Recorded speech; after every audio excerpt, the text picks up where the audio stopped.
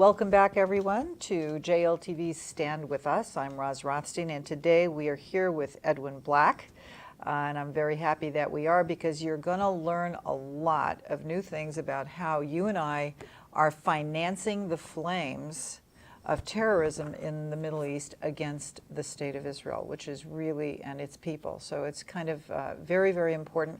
I know we talked a lot about this when Iraq was giving $25,000 to the family members of suicide bombers. This was a very big issue at the beginning of the Intifada until that stopped. So here we are once again talking about how you and I are funding terrorism, very specific terrorism against the citizens of Israel. And so first let me ask you, how much money are we talking about annually coming from the United States? Do you have a figure? Well, it's probably a little more or a little less than $100 million a year, depending upon how you add in all the direct and indirect programs. There are many programs, and if you add them all up, they definitely work into that realm.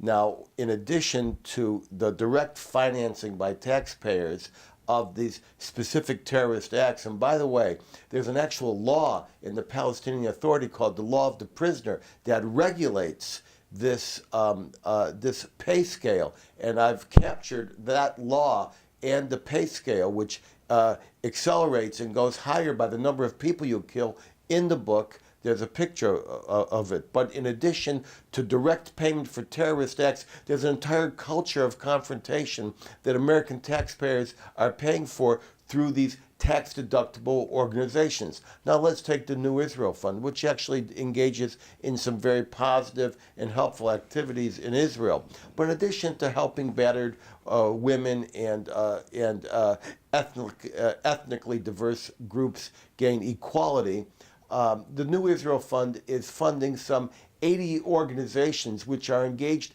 in a nonstop campaign of boycott, divestment, and sanction, provocation against Israel.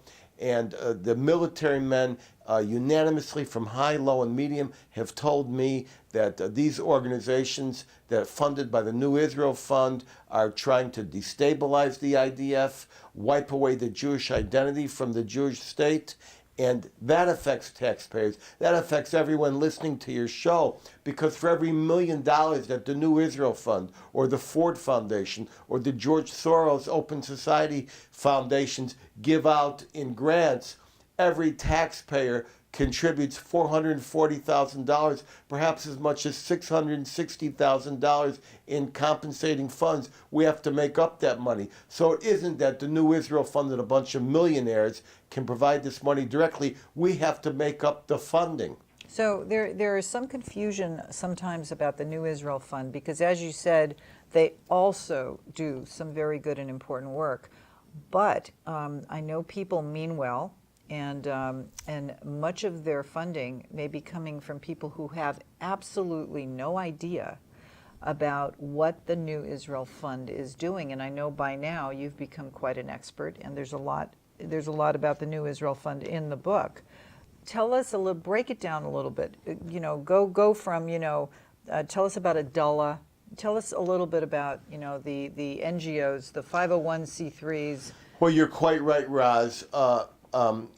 Many people give to the New Israel Fund thinking that they're helping to build a more democratic Israel, but in fact the New Israel Fund, according to other reports that I've seen and the analysis and the documentation, is engaged in undermining the Israeli democracy and attempting to destabilize the IDF. Now let's get to some specifics.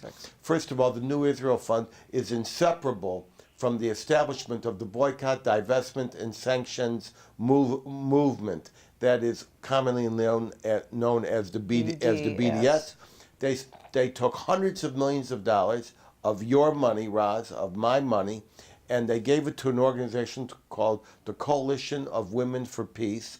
And the Coalition of Women for Peace helped establish the global infrastructure. They established a database called Who Profits. They've done all of this, and until 2011, they were getting a robust amount of support from the New Israel Fund, and the New Israel Fund was constantly kept appraised by reports and consultation on every nook and cranny of this edifice of boycott that the Coalition of Women for Peace was establishing. Second of all, the boycott and divestment and sanctions industry requires two separate bottles of oxygen to survive. One, they need a distortion of law. The New Israel Fund has been funding organizations like Breaking the Silence, like Adala, like B'Tselem, and other groups which put out a false reading of international law, a false reading of history, pretending that Israel is engaged in something that actually violates international law.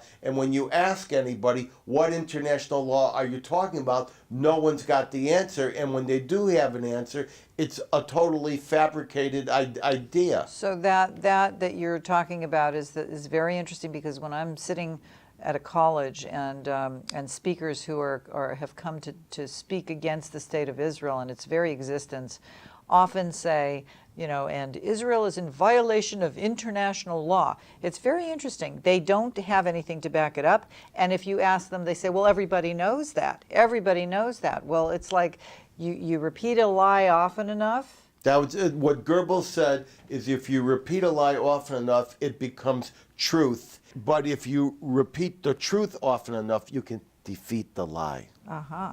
The fact is, the land in that international law begins with the Treaty of San Remo, Article 6, which encouraged the Jews to settle on all the Turkish land that had been seized, especially the unused land. That is what the Jews did. That treaty was enshrined into international law, adopted by 59 nations, put in the League of Nations, and ultimately re-embodied by the United States, the UN Charter. You are a wealth of information, and we're going to be right back to learn more from you, Edwin, when we come back. So don't leave us. We'll be right back.